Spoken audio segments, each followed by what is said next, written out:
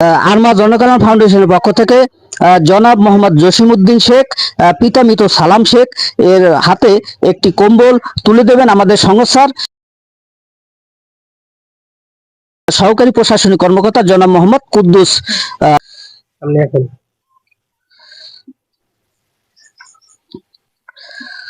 হোগলাবুনিয়া।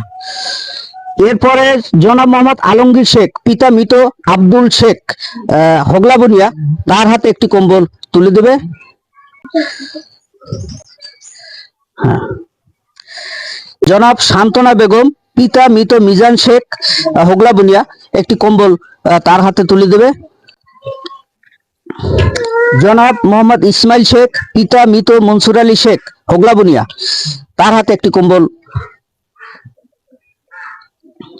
জনাব হেমেলা বেগম, স্বামী জনাব মোহাম্মদ আফজাল শেখ, হোগলাবুনিয়া, তার হাতে একটি কম্বল